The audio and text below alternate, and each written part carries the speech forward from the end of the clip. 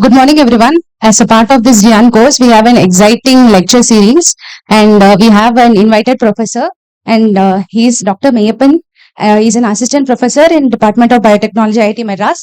His research includes systematic bioprocess development for biopharmaceutical and cultivated meat manufacturing, data-driven cell line development for both biopharmaceutical manufacturing and multi-omics data integration, and using constraint-based modeling algorithms for this.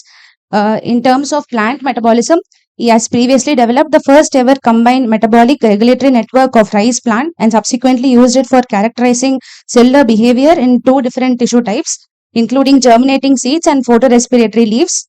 In addition, he has also led the development of first ever rice genome scale model and utilized it in combination with multi-omics data to characterize the transcription regulation of cellular metabolism with respect to different colored light sources. In terms of covering plant secondary metabolism, he has also contributed to sequencing and annotation of Panax ginseng, medicinal plant which is known to produce a wide array of ginsenocytes, and also led the development of genome scale metabolic model of pan ginseng. And recently, he's also contributed to functional elucidation of various formulation of medicinal herb ashwagandha to multi-omics approaches. So we are glad to hear you on this. Thank you, Samita. Thank you for the detailed introduction. Yeah. And as a small token of appreciation, we would like to present a small memento on behalf of the organizing team. I request Professor Smita to kindly present the memento. Thank you. Thanks. Okay. Good morning, everyone. Thanks, Samita, for the kind introduction. So currently, my research, even though does not focus too much on plant cell, but I had done my previously the PhD about 10 years ago, completely on plant cells, focusing on how rice adapt to various stresses, including the abiotic as well as biotic stresses.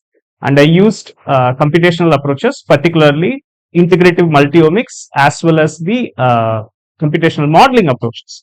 So I'll try to share about that, and then later I also contributed to the genome annotation of Korean ginseng, which is one of the herb which has multiple health benefit effects, which I would also touch upon. So to start with, I'll just give a context on what about rice. You all know that it's a major food consumed in the world, and most of them they are actually consumed in Asia, as you could imagine. But surprisingly, you could also see that rice is also consumed widely in Africa as well as parts of South America. So this shows that the increased consumption of rice as well as throughout the world. And where they are grown, they are also grown worldwide. So the main thing is, again, Asia produces most of the rice, but then again, different parts of the world, including US and other South American countries, they also contribute to a lot of rice manufacturing. But the thing is, even though the rice production has increased over several years, through, particularly after the Green Revolution, but then the continuous increase of human population as well as the sustained challenges posed by the climatic changes, there will be a point at which the production of rice may not still be able to meet the demand. So that's what this graph actually shows about. And then as I mentioned, the population of the world is also increasing. So there could be a meeting point where the demand actually meets the exact requirements. So because of that reason, we need to understand how we can improve the rice production. So actually, this is a cartoon showing the rice plants, and it is subjected to various stresses. The first and foremost, it could experience this drought stress. What's a drought stress? Drought stress contributes to the water scarcity, and what impact it will have is, because there is a lack of water, the photosynthesis will be reduced, and it will also produce excess amount of toxic reactive oxygen species, which is mainly because of the oxidative mechanism it will try to use. Then the other extreme, countries such as Southeast Asian countries or even India and southern India mostly, they also go through a periods where they will be submerged. Rice plants will be submerged throughout. So this causes a flooding stress. So what a flooding stress in terms of plants, how they experience it. So when there is a waterlogging, the ability to dissolve oxygen into the water is very low. The solubility of oxygen is very low. Because of that, the plants will not be able to get sufficient oxygen, and then they will be experiencing the stress as well. And then the third kind of stress, which is also experienced by multiple cultivars of rice, is the soil stress, which is when there is a seawater mix or increase the salinity in the soil, then there will be a osmotic environment built up around the root, and then this will ultimately decrease the nutrient consumption. And the light also, the different type of light also play a role with the changes happening in the ozone layers and the UV radiation and so on. The different type of different colored lights, the intensity and the wavelength of the lights, how it is being perceived by the plants, they will also have a significant impact. So the last one is the biotic stress. So when rice plants are grow, they also co-host several microbes. One of the common microbe which affects rice plant is the Xanthomonas oryzae. So which causes a rice leaf blight disease. So it just manifests into the rice, and then it tries to take away all the different photosynthetic parts of the rice. So because of this, then because they are endophytes in rice, they will not be able to utilize their nutrients, whatever they are able to produce for the rice plant to grow, and the seed germination and other processes would be delayed as such. So the approach which we wanted to adapt in order to solve all these multiple problems in this next 30-40 minutes, what I'm going to cover is about how we can use or characterize what's happening in these stress conditions in rice plants and how we can overcome that. So it could be multiple approaches. We can try to come up with transgenic varieties which can be more resistant to these stresses, or we can even try to think about making sure the conditions are not as diverse as it is. For example, with the concepts like urban farming, you will be able to try to control the environment where you will be able to get the most productive environment out which can be designed in a controlled manner. Okay, so I think maybe I can just quickly go through this. So this is just to give some kind of glimpse of what happened in rice. So the snapshot is back at 2014 because I defended my thesis in 2014. So after that, I have not had a chance to update the slides. So it all started with the domestication of rice. The first ever probable research which has gone through in rice is when we knew the art of growing them and the controlled environment. That would be the first possible research, as well as identifying the different varieties suitable for different lands and what is the optimal cultivation periods, harvestation times, and so on. But then in the last century, around the 20th century, there were a lot of significant breakthroughs happened with the molecular biology, and the tools which are available for molecular biology they improved the understanding at the molecular level. So we were able to identify the DNA, RNA, and how they contribute to a plant cell growth and how they actually contribute to the crop production and so on. Further, the invention of recombinant DNA technologies also improved our ability to establish transgenic plants, which can have an improved ability to withstand all these kind of stresses. And in the current era, post 2000, I would say the ability to understand what's being encoded at the genome level, what the plant actually has as the hardwiring, if you can say, and then but not all the genes are always expressed, right? So there could be a difference in what's expressing in a leaf or in a root, how they are able to work in synchronization. Those can be realized by the use of large scale omics techniques. So you can try to look at the transcript level, so you can do the transcriptome analysis, or you can try to understand not all the transcript genes will eventually get translated. So you could look at the proteome level, and then not all the enzymes would have a sustained activity on the metabolites. So you could also look at the metabolome levels and so on. So integrated with the bioinformatic analysis, this gives you a lot of power to understand what happens within the rice. So we are currently in this post-genomic era. So what are the data? So as I mentioned, there are a lot of data available, right? So the rice genome was sequenced and it has subjected to multiple different genome annotations. I'm sorry, I'm not familiar with the current version and the current statistics of the number of genes and the chromosomes available. This could be improved based on the current state. And then even back then, there were a lot of transcriptome data was available. These were mainly based on microarray. I believe it should have been now more with the advanced techniques like sequencing based RNA-seq would have been available for characterizing what's happening in different stress conditions or what is happening in a transgenic plant, how plants actually rewire themselves to better adapt or not able to adapt. So we will be able to delineate both of these.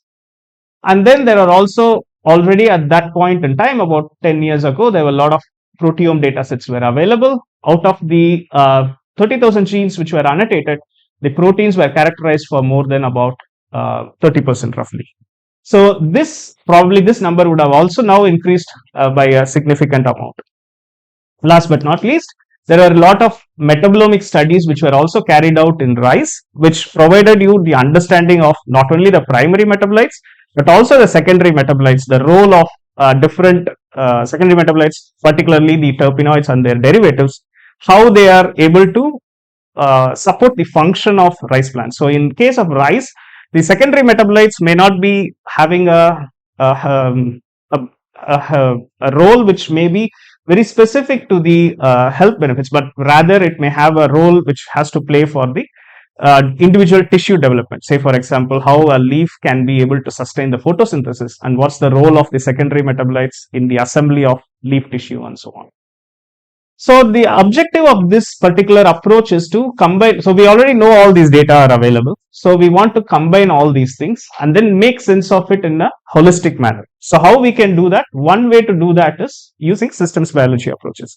So wherein you try to build computational models considering that these are the parts. So I can give an analogy of a car where if you have different parts of the car, then you may need to assemble them to put together so that they have a functional output which you can be able to ultimately drive that. So that's what systems biology does for you. So you will be able to assemble all these parts together, then you will be able to make some hypothesis which you can validate, and once you are able to validate these hypotheses, you will be able to use those models for testing further hypotheses. But then if these hypotheses have a mismatch with your experimental comparison, then you need to improve the data on which it's being built, and then you try to do this. So it's an iterative cycle in such way. So now going into a bit more detail of what we can do and what we have done earlier. So what we did at the initial stages, so in today's concept, today's lecture, I should have covered the different omics, including fluxome. So maybe you can try to consider this as a fluxome topic. What is a fluxome? So when you have different metabolites within the plant cells or any cells, how they are continuously getting transformed. So we know that a plant metabolic network or any metabolic network within cells, which actually carries out a series of enzymatic transformations. So these transformations can be captured as a snapshot, which is actually called as a flux. And when you take this as a holistic view, the whole cell level, then it is called as a fluxome. You are taking multiple fluxes at the same time in consideration. So in order to understand these fluxes, the one way to do is you can actually try to measure them intracellularly. So how we can do that? You can use a isotope label based approaches. So you will be able to understand how much of a glucose which is getting transformed into say G6P and so on in the glycolytic pathway. That's one way to do it. The other way is when you have a metabolic network built for the species of investigation, in this case it would be rice. If I know what is the different nutrients being consumed and what are the different products being produced and so on, then I would be able to use this information and try to estimate what is the transformation happening within the cell. So that's a computational approach. So we have actually used that particular approach in this next set of slides. So for that, we first need a metabolic network. So we used multiple plant resources, including plant metabolic network, Brenda, KEGG, Gramine, which is the genome resource, and so on. And there was also a particular rice-specific metabolic pathway database present at that time called RiceSite. So we took the information from all these, and then we performed a lot of manual refinements, for meaning that which particular reactions may happen only in plastic, which particular reactions may happen only in mitochondria, which particular reactions may have duplications across the network, and so on. So after doing this thorough manual refinement, then we were able to develop this model and subject it to a various in silico simulations, which were able to give us the intracellular fluxes.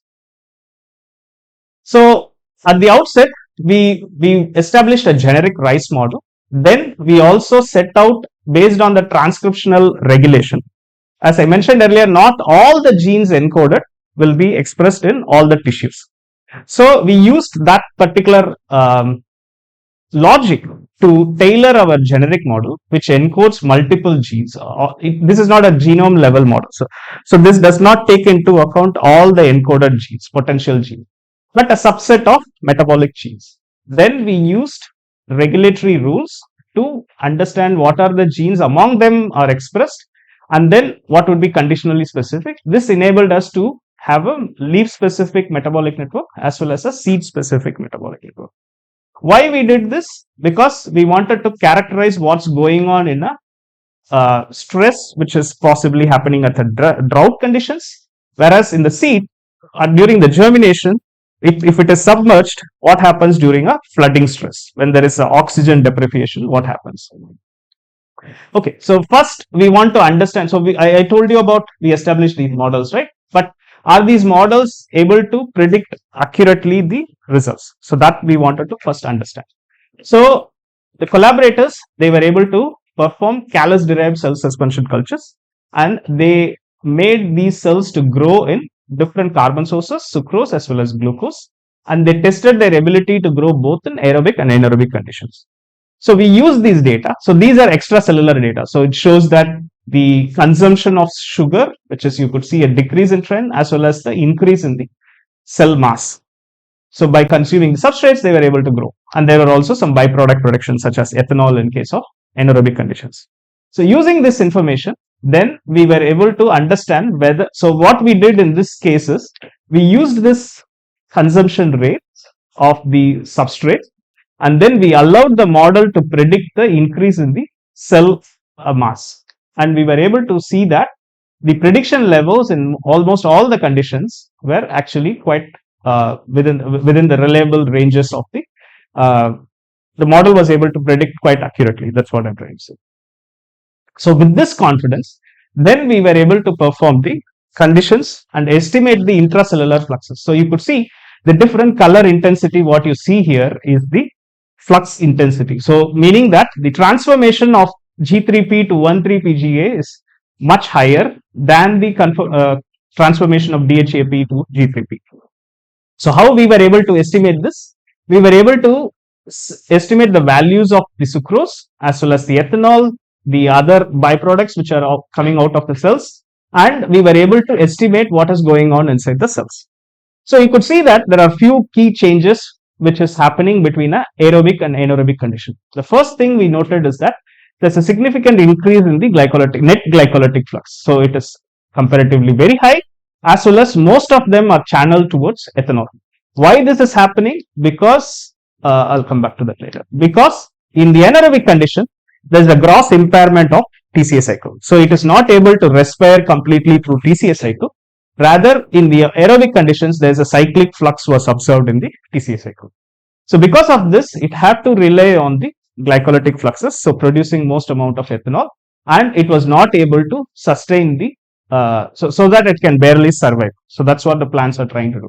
We also noted that in the case of anaerobic conditions, the breakdown of sucrose is slightly different from the aerobic conditions. So it relied on the PPDK and reduces the ATP demand, because sucrose consumption in plants, it requires ATP for the breakdown of the sucrose as well. So it tried to reduce by using an alternative enzyme which reduces the ATP demand as well. So further, this is a minor observation which also noted that the glycine is synthesized in the anaerobic conditions through GABA, which is not the case in aerobic conditions. Then we also try to use, so this is what we understood from the intracellular flux estimates, right? But we wanted to also confirm whether this is true. How much this is true in terms of what is happening in the cells. So how we can do that? One way to do is a comparison between the gene expression levels, which is measured both in aerobic conditions and anaerobic conditions. And then the other thing is we already simulated the fluxes in aerobic and anaerobic, right? So we can do a comparison between these two. Whatever agrees, then it will provide you a higher confidence that it is actually happening in the plant cells. Whereas if there is a contradiction, then you will be able to improve the prediction further. So as such,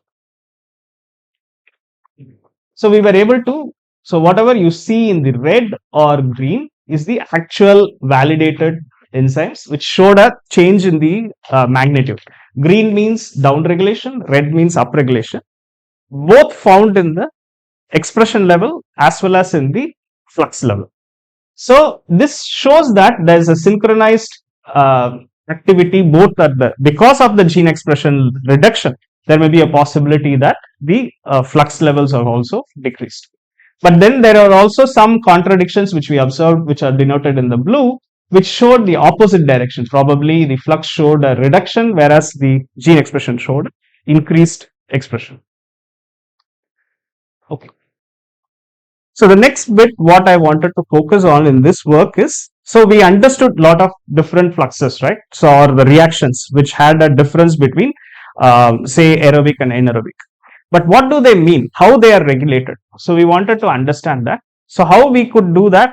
We identified the set of reactions which showed a same directional change, be it aerobic to anaerobic, being upregulated or downregulated.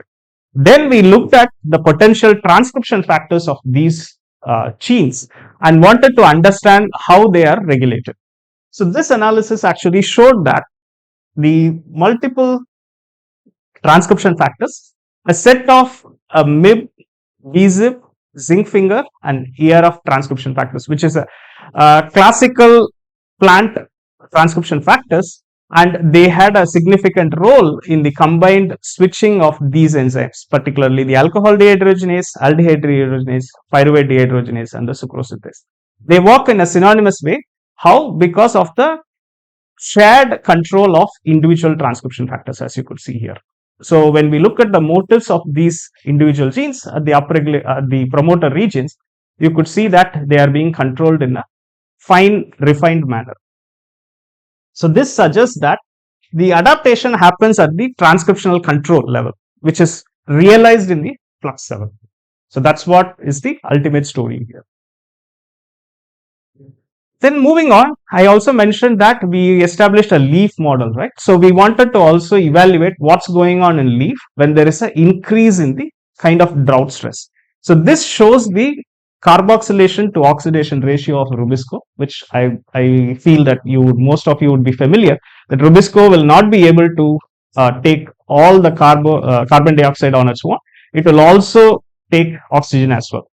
This happens, and then when there is an increase in the stress, the ratio becomes much higher as well. Like the amount of oxygen being utilized, it becomes very high. In that sense, the carbon dioxide fixation levels, they drop down, and then you see a steep decline in the performance of the plants.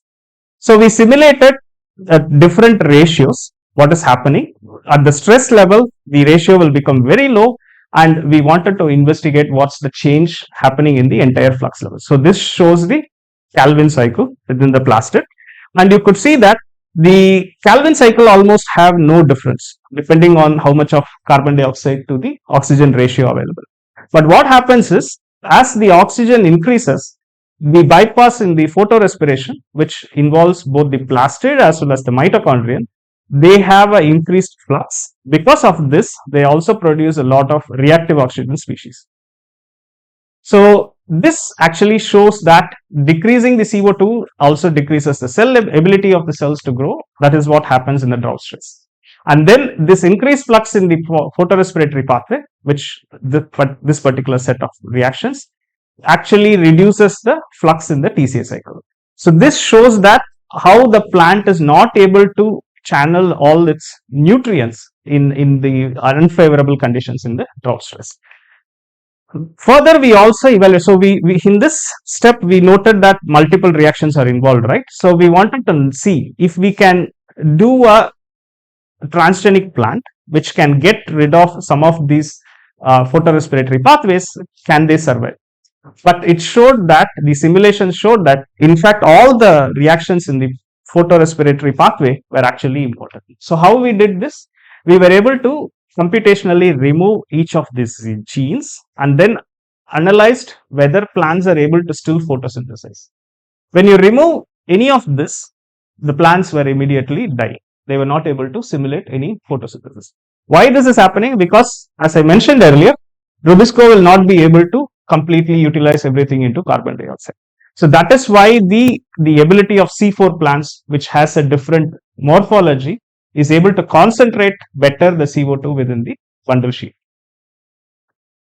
So then, yeah, this just indicates that all the photorespiration genes are essential. So you have no chance to remove any of this. So you have to live with the bypass of the photorespiration. Okay, so we got some insights from these rice plants in the smaller model, right? But it was not able to provide any information about the secondary metabolites, which is a large family in plants in general. So because of that reason, we wanted to establish a genome level metabolic network to understand the secondary metabolic pathways particularly, and how different light or other stresses is able to control the transcription of different pathways. So for this, first we built a genome scale model of rice. So this shows the plastid, and maybe this is a mitochondria, ER, and so on. Different colored nodes indicate the different pathways. So this shows that plant has a very big metabolic component within the plastid itself. So which is almost equivalent to what you find in cytosol. So they have a very critical role in plant metabolism. They also have duplicates, multiple pathways like glycolysis, lipid metabolism, and several other pathways. They have a duplicated version in the plastid as well. And then this shows the number of gene associated reactions. But one major update here, what we did is that when you have different colored lights, which can be segmented based on wavelengths, how the photosynthesis actually happens, the photon absorption happens, and how much of energy is actually derived in terms of proton. So we did this using earlier work which was done on a photosynthesizing algae. So what we did is plants were able to absorb the light in the wavelength of 400 to 700 nanometers.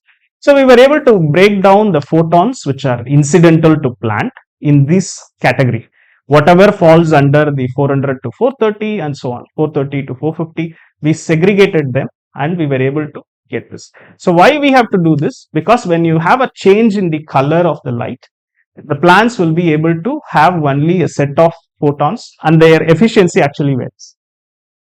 So in this sense, we were able to show that what is being incidental and what is also not able to absorb. So there is a whatever is incidental will not be absorbed. Some will have a very high absorption, some will not be able to have a very high absorption. Why this is critical?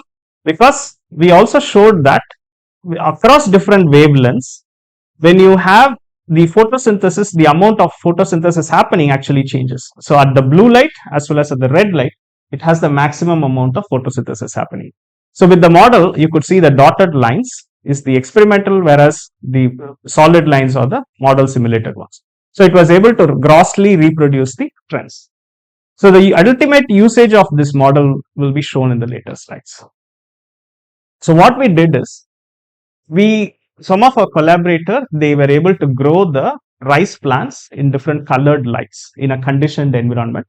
So we did this in red, blue, which showed the maximum amount of photosynthesis, also green and white, which has a mixture of all lights, and then complete darkness, no light at all. They are not exposed to any light. And then we captured their metabolome, what is happening, what is the amount of different amount of metabolites within this plants, what is the different gene expression changes happening in this. And then we already have the metabolic network, and we did a series of analysis which had potential applications in the circuit design, transgenic plant, as well as the greenhouse design, as I mentioned earlier. So first, let's look at the outcome. So when we noted that the plants grown in different colored lights, they had different outcomes. Obviously, the ones which are on dark doesn't have any light. They were actually pale in color and they were actually malnutrition because obviously because they cannot photosynthesize, they were ultimately relying on the oxidative metabolism. But then interestingly, we know that blue and red could be very favorable for plants, right? But plants grown in blue, they were actually stunted. They were not able to grow uh, taller.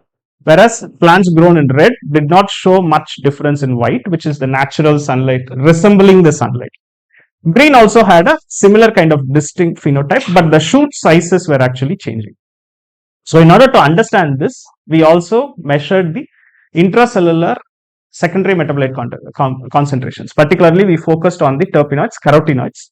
Different type of carotenoids they actually varied. For example, blue had the maximum accumulation of carotenoids, and red had the least amount of carotenoids. So, I'll tell you why this have the differentiation later in the later slides. So the first thing what we wanted to understand is at the global level, how much of the gene expression changes. So you could see that R denoting red, blue, green and dark, and W denoting white, red, blue and green. So when you look at this, red is very close to white in terms of gene expression. The correlation levels are very high, whereas it is far away from dark. So this is a PCA plot. The closer the clustering, it indicates the similar they are. So white and green, they were almost very similar, and red is bit farther from them, and blue is also a bit farther from them. Whereas red, the dark is completely different from the other colored growth. So within the light treatments, blue and red, they have a very distinct outcomes in terms of gene expression. So they change the gene expression in a fine-tuned manner. So what are the pathways which have an effect when there is a change in the gene expression? So that's this plot indicates that. So in blue, we noted that the secondary metabolism, particularly terpenoid biosynthesis, have a very high amount of gene expression. And also the photosynthesis was the highest in blue color. So they were able to fix more CO2 and they were able to dedicate and channelize most of them into terpenoid biosynthesis. On the other hand, red had the least amount of photosynthesis when compared to the green, blue and the white, not the dark. And then they also had a relatively lower amount of allocation into the terpenoid synthesis and other secondary metabolite synthesis. In terms of dark, there is a elevated amount of degradation of certain amino acids, and there is a complete reliance on oxidative phosphorylation, and several amino acids were also started to degrade. And in green, it has a more balanced growth with increased amount of the plant hormone synthesis like IAA, indole acetic acid, and so on. So this plot shows that we were able to map what are the changes happening in the pathways, different pathways, and whether they are upregulated or downregulated when compared to the white light. So you could see that major change is happening in red and in the dark. So what are the reactions or the pathways which is having a major difference? We noted that majority of the secondary metabolite like the plant hormone like gibberellin, jasmonate and abscissicate metabolism, they were very different in dark. They were almost non-existent in dark, and they were upregulated. Some of them were upregulated in red and some of them were upregulated in blue. So this probably indicates that the combined role of your secondary metabolite synthesis and the plant hormone synthesis probably have a different outcome. Blue may favor more on the carotenoid biosynthesis, which may contribute to the smaller plant size, whereas the red may have a contribution towards more on plant hormone synthesis, which may have a role to play in the taller plants. Then again, we wanted to understand whether these encode for any common set of transcription factors. So we looked at the genes and the common motifs, and we were trying to pick out what are the transcription factors possibly controlling them. So we indeed identified a set of transcription factors which could be color specific. Sorry. So you could see that here we noted that a set of MIB genes, including several like BZIP, WRKI, and zinc finger, they could be blue specific because among the genes which are enriched in blue, we were able to pick out only these set of transcription factors. Whereas MIB was particularly identified to be a red specific. When we look at the genes which are increased in expression in red, they were mostly regulated by MIB. So this transcriptional factor difference will also play a role in how the plants reflect to different kind of lights. And then we also made a comparative analysis of what we identified and what was already reported in the literature. And we also noted that some of the identifications in the blue specific light were actually contradicting as well. So it's not 100% foolproof, this kind of analysis. The last analysis what we did is, as I mentioned earlier, we also did the metabolome comparison in both the red and blue lights. So what we did is we looked at what are the metabolites which are elevated in blue as well as in red. This showed that the sugars, primary sugars such as fructose, glucose, and even sucrose, there was not much of a difference. But trypsin, they were actually higher in red. But on the other hand, amino acid metabolism and other carotenoid metabolites, they were higher in the blue color. So this may indicate that whatever being synthesized, blue color will try to produce more and more mass, which may contribute to the plant reproduction. Whereas the red light could possibly store them into a sugar moieties rather than reproducing them into a newer plant cell and so on. So that is the hypothesis which we can get out of this. So in summary, this set of data, what we were able to do is we were able to integratively analyze different kind of omics data, and this suggested us what are the key transcriptional and metabolic adaptations happen in flooding as well as the drought stresses, which I showed earlier. And we also were able to establish the finer changes which happens when you grow them in different colored lights or when there is a gradual change over the wavelengths. So the potential applications of this is when you are able to characterize what is happening in the photorespiratory pathway or the fermentation adaptation, you will be able to better establish transgenic plants, or you will be able to better design a better greenhouse effect and so on. Okay, now I want to move on to the second set of the second set in my lecture. So, which is the Korean ginseng. Korean ginseng is actually a herbal extract which comes from the roots mainly. So, it's a plant which is mostly found in the hilly regions of Korea, South Korea as well as North Korea, and traditionally Koreans they have been consuming this ginseng for various health benefits. So the traditional medicine of Korean literature, it also documented a lot of health benefits. The particular health benefits which I am familiar of is some of its anti-cancer effects as well as the neuroprotective effects. So it is known to be one of a very favorable stress reliever. So when people there are also multiple studies which have showed that people, when they were able to consume it in a day-to-day basis, they had a better neuroprotective effect. And then it has also had to show that it has a higher amounts of antioxidants, as well as it has a role in angiogenesis as well as the cardiovascular diseases. So because of this reason, they consume ginseng widely in Korea in different forms, right from tea, jellies, extracted oils. I think even they have things like chocolates, multiple different varieties they try to consume it, or even formulated capsules as well. So because of this reason, ginseng they grown into prominence. What makes ginseng the health beneficial effect it has? It's mainly because of a second group of secondary metabolites called ginsenosides. They are derived from the obviously the MEP pathway as well as the MVA pathway, with the intermediates as IPP and DMAPP. And these are the derivatives, the terpenoids are then made into triterpenoids. Building blocks are just kept on adding, and then they are glycosylated. So this glycosylated triterpenoid saponins, they are ginsenosides, and there are three major categories: RB, RG, and RO. Their levels actually vary in the different parts of the plant, the leaves, shoots, and roots. So that requires you to understand why this is happening, as well as which is the most relevant issue to look at.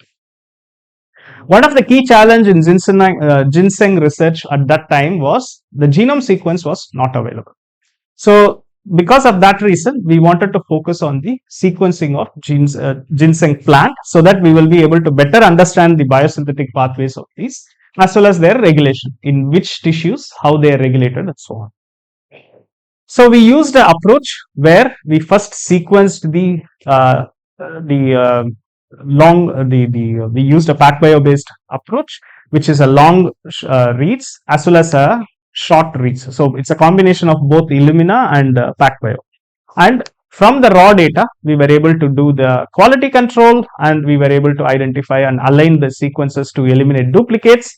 And then we were able to come up with the de novo assembly. From this, we were then trying to reduce the number of scaffolds, or in case of chromosomes, if you could, the level which is above these chromosomes is the scaffolds. If you are not able to place it to the chromosome level. So in this, we were not able to place at the chromosome level. So what we finally got is a scaffold level. So with this, we were able to then annotate what is happening in the ginseng. So the first thing what we notice, so this table gives you some kind of snapshot on the assembly. What is the total genome sequence? The number of scaffolds was still around 10,000 scaffolds. So as and when there is an improvement in the genome assembly, this gets drastically reduced and it gets into some of the chromosome levels. Total number of genes, we identified a very unexpected number of around 60,000 genes. When compared to rice, which is only 30,000, this is a very high number. So initially we were suspecting whether it is probably a misannotation, but then we used multiple confirmatory methods and it was indeed confirmed that there's a possibility of 60,000 genes. Most of them were actually duplicated. And it is actually a farthest derivative from carrots among the known plants. So when we compared about the multiple genome sequences we had for other plants, we were able to relate it and trace back to carrots. And the genome synteny, the plot what you see here is the base pair level similarity among multiple scaffolds. So each line shows a scaffold in the Panax ginseng, and this shows a chromosome in the carrot assembly. You could see that they share a very good synteny, meaning that similarity between the base pair level. And there are also chromosome level the intermixing which happened in the chromosomal level. As I mentioned, most of the ginseng genome is duplicated. So multiple chromosomes or the scaffolds, they have the same kind of coding sequences or even the non-coding sequences. So that is what is shown in the last plot. Then coming into the major aim of the study. So we were able to completely deconstruct how the ginsenoside synthesis happens. So starting from the MVA and MEP pathway, which happens in the plastid and the cytosol, it actually produces the plant sterol, which is squalene, and oxidosqualene, which is usually produced in all the plants. But then the branching actually starts after that. The RO type of the ginsenosides, they branch out from here, whereas from the damarine type of the ginsenosides, they start from the branching here. So the oxidosqualene is here, and then it also has other minor ginsenoside varieties. And on the right hand side, what you see is the similarity of the genes which are from the closest ancestor from carrot, including the Panax ginseng and so on. Even tomato is also provided there. So this is the secondary, but they do not have the glycosyl transferases. So those pathways actually they stop here. Whereas the dots which you see in the orange color is because of the glycosylation which is happening to the terpenes. And the heat map what you see there is the expression levels of multiple genes.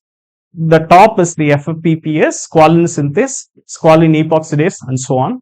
And then the levels actually varies from the shoot parts as well as from the root parts. That is the one comparison we made. And the other comparison is the different cultivars. So within ginseng, there are multiple types, subtypes. So they also had a different variation in their expression levels. Some of them, they had a high amount of expression, whereas some other they do not have that level of expression. Then going on further with the comparative analysis of previously sequenced plants, what we also able to look at is the similarity between multiple other plants. So all shown here are dicot plants, and among them they had about 1697 ortholog gene clusters. So meaning each gene cluster may have multiple genes. So they were grouped into clusters and then they were able to be compared across different plants. So you could see that most of this similarity is again shared with the carrot. The part here, which is, you could see that more than 2150 is shared with the carrot. Whereas if you look at the similarity between ginseng and Arabidopsis is much lower. There is only 110 gene clusters are shared. So this shows that, this again confirms that it has actually evolved from carrot, and it may have a common ancestry. And this shows the functional evolutionary. What does that mean? So I showed in the previous different gene clusters, right? So what are the gene clusters they try to encode? What are the different genes they encode? What are their functions? So you could see that most of the differences found in the ginseng is the things which are specific to chromatin binding, endoplasmic reticulum. Why we see endoplasmic reticulum and carbohydrate metabolism? Because the ginseноids are glycosylated terpenoids, so which requires the glycosylation to happen across the different organelles. So that's why you also see the organelle specific differentiation as well as the carbohydrate, which provides the precursors for glycosylation. So you need glucose molecules and different other carbohydrate molecules for the glycosylation process. So those are the major difference which are in the ginseng when compared to the other crop plants. So eventually we also had a chance to look at, so we did not go into the detail of this in this work. So the collaborators also had the gene expression profile at cold, salt stress, drought stress and heat stress. Cold should not be considered as a stress in case of ginseng, because as I mentioned, it is preferred to grow in a hilly region. So because of that, certain amount of ginsenosides, they were known to be enriched in the cold regions when they are grown in the cold, and when they are avoided from the sunlight. So if they are exposed to a direct sunlight, the proportion of ginsenosides are also varying. So when we look at the different type of gene expression which were happening, particularly in the cold, we noted that the ability to express different type of fatty acid desaturase as well as the cytochrome P450, which is a monochrome oxygenase, these levels were completely different. So that may be giving them the flavor of the correct proportion of different ginsenosides. So that is the major difference what we observed in a cold when compared to the other conditions. Okay, so in summary, we identified few things in this work. One is we were able to establish the genome size of ginseng, which is 2.98 GBP. But the interesting thing is it encoded a way higher number of genes when compared to the closest ancestor, which is carrot. And then we also noted that it would have occurred because of two whole genome duplication effects from the carrot, and it may have occurred within this particular species level, which is Araliacid. And then the Dameron type of ginsenosides is only specific to Panax, which were not found in other type of species, and they are largely produced in shoot tissues rather than produced directly in root. How we were able to ascertain this is based on the gene expression of the multiple tissues as well as the different metabolite levels, which we were able to do that.